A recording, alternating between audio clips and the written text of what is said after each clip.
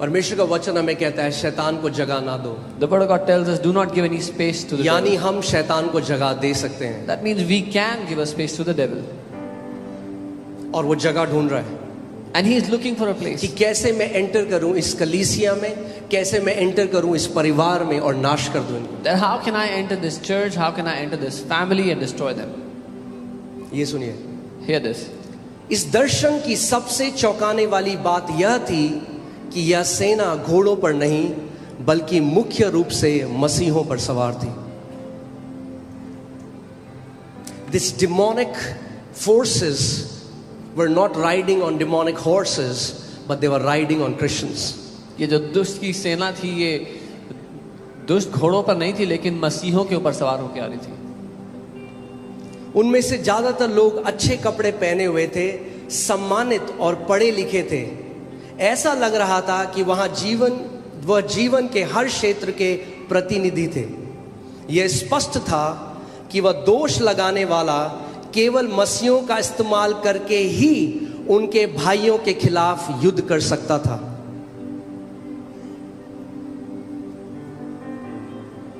The most sad thing सबसे दुखद बात in today's time is आज के समय में ये है that Satan is using Christians कि शैतान मसीहों का इस्तेमाल कर रहा है to fight their fellow brothers. उनके ही भाइयों से लड़ने के लिए.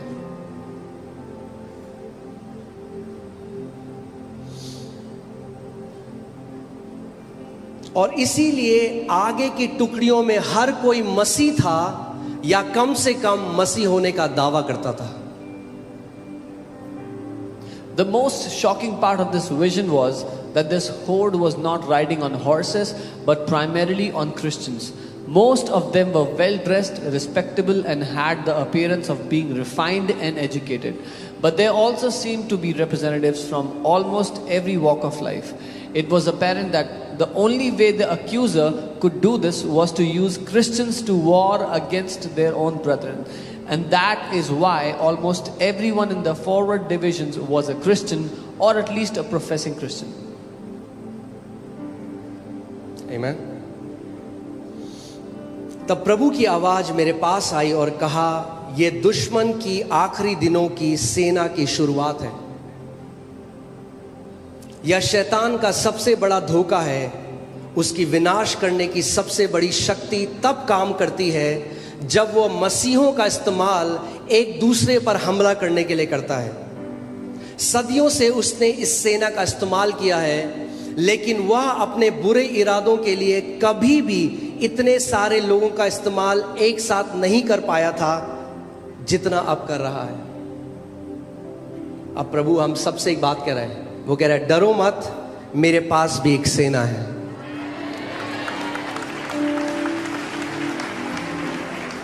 वो कह रहा है, मेरे पास भी एक सेना है. अगर दुष्ट आत्माएं मसीहों का इस्तेमाल कर सकती हैं तो परमेश्वर भी अपने लोगों का इस्तेमाल करेगा. If demonic spirits can use believers, then Jesus will also use his people. ये हमारे ऊपर निर्भर करता है कि हम कौन सी सेना की तरफ होना चाहते हैं. It depends on us which army do we want to be a part of. परमेश्वर की सेना की तरफ, To the army of जो God कहता है एक दूसरे पर दया दिखाओ, that says be merciful to क्षमा one करो another, और प्रेम करो. forgive and love. या शैतान की सेना की तरफ जिसको भाइयों पर दोष लगाने वाला कहा गया है. Or the army of the devil that is called the accuser of brothers. डरो मत, मेरे पास भी एक सेना है. अब तुम्हें खड़े होकर लड़ना चाहिए क्योंकि इस युद्ध से छिपने के लिए अब कोई जगह नहीं है. तुम्हें मेरे राज्य, सत्य और उन लोगों के लिए लड़ना चाहिए जो धोखे में हैं. Then the voice of the Lord came to me saying, this is the beginning of the enemy's last day army. This is Satan's ultimate deception. His greatest power of destruction is released when he uses Christians to attack one another. Throughout the ages he has used this army, but never has he been able to use so many of his evil purposes as he is now. Do not fear, I have an army too. You must now stand and fight because there is no longer any place to hide from this war. You must fight for my kingdom, for truth, and for those who have been deceived.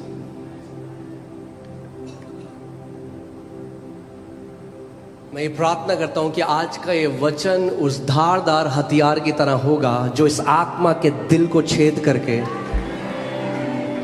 कई मसीहों को आजादी देगा. I pray that today's word will be that two-edged sword, that weapon that will pierce through this demonic spirit and give freedom to many believers.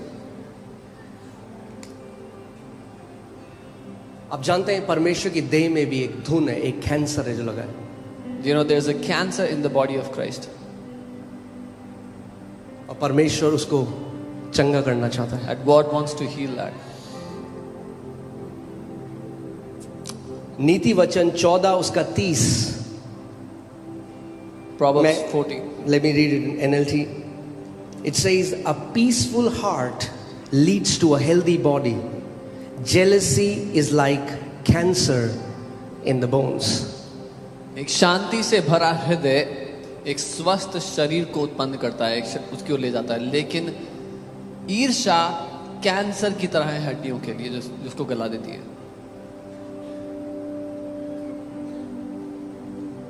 इस दर्शन में उन्होंने देखा कि शैतान के पीछे जो सबसे आगे दल का जो नेता था वो जेलसी था.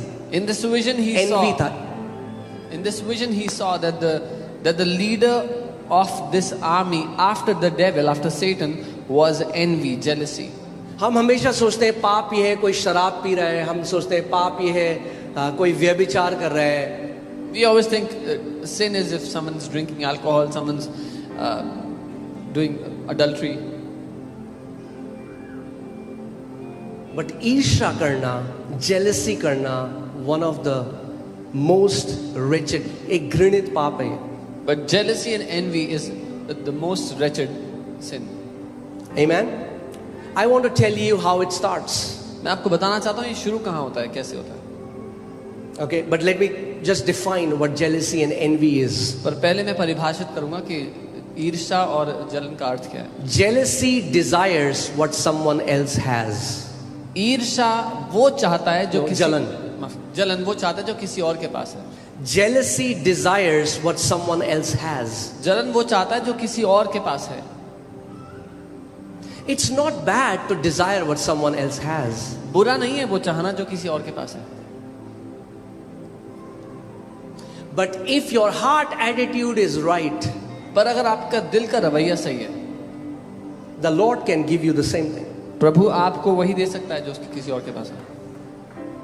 But hear this. सुनिए, Jealousy is a negative emotion. जलन एक नकारात्मक भावना है. You like what a person has, but because you don't have what he has, you don't like him.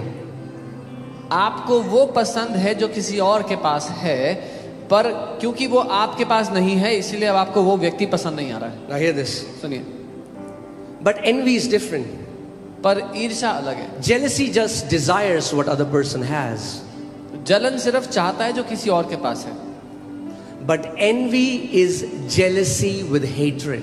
पर ईर्ष्या है जब जलन में नफरत मिला दी जाए. Envy is jealousy with malice. ईर्ष्या है जब जलन में गंदगी डाल दी जाए और उसको मैला कर दिया जाए. Envy is jealousy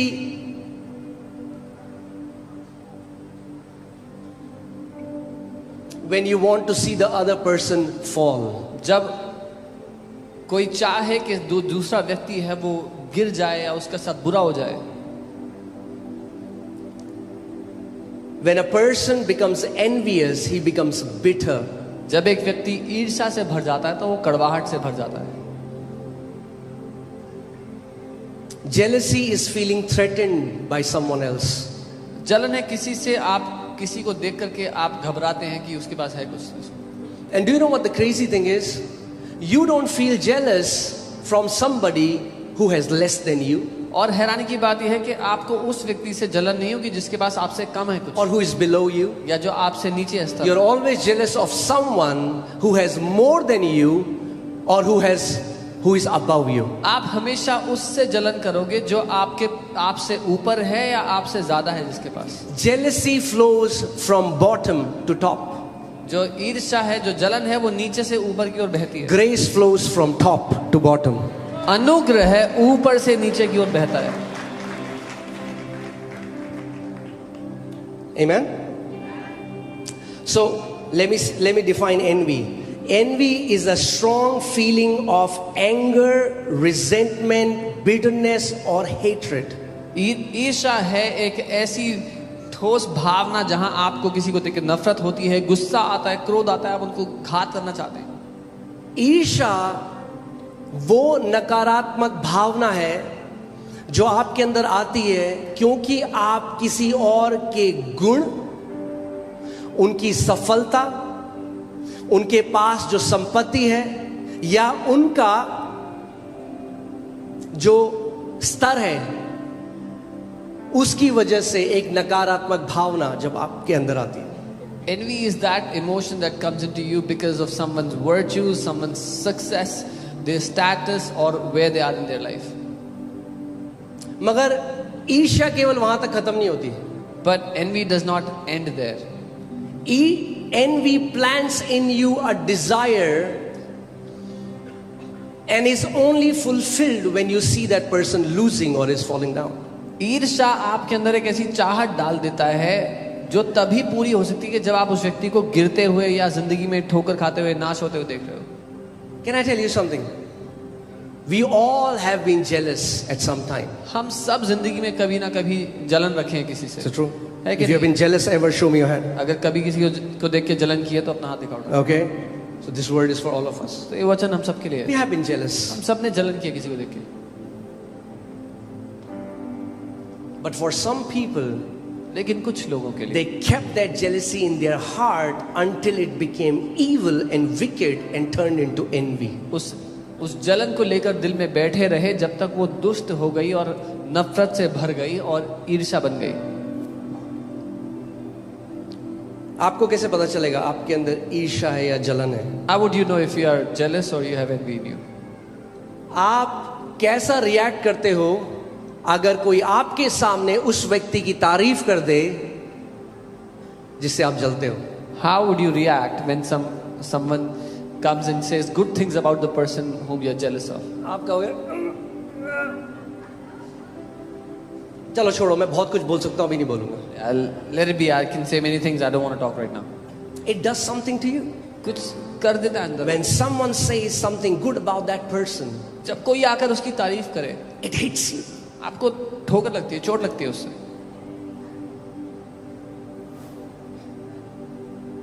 Envy wants to downplay the integrity, the character and the achievements of that person.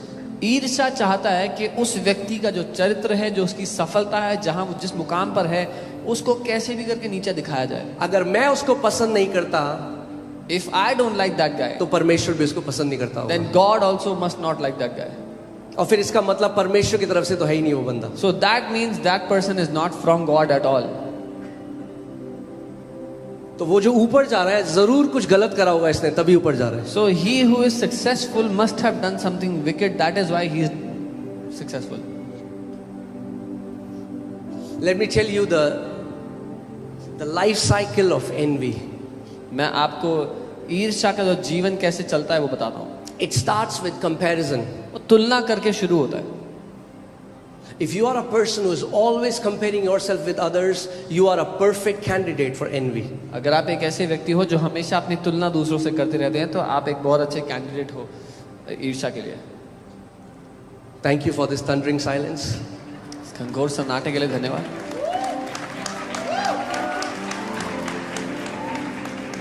कितने लोग कहते हैं आज का वचन मेरे लिए है? How many people say today's word We is for all me? need it. आप जानते हम हैं क्यों? सबको चाहिए, पता है क्यों? क्योंकि सब चीज से ऊपर परमेश्वर चाहता है हमारे हृदय की शुद्धता, पवित्रता। Above all things, God desires the purity of our heart. मैं वो एक्सटर्नल होलीनेस की बात नहीं कर रहा हूँ कि सफेद कपड़े पहन लो। मैं बात कर रहा हूँ जब आपके विचार परमेश्वर की नजर में पवित्र हो। I'm not talking about the external holiness that you put on white clothes, but I'm saying before the eyes of God, your heart, your thoughts are pure. जब सच में हम अपने भाई बहनों को बंद दरवाजे में प्यार कर सकें, When truly we can show love for our brothers and जब sisters सच में when no one is watching. जब परमेश्वर उनको उठाए तो आप सेलिब्रेट कर सको।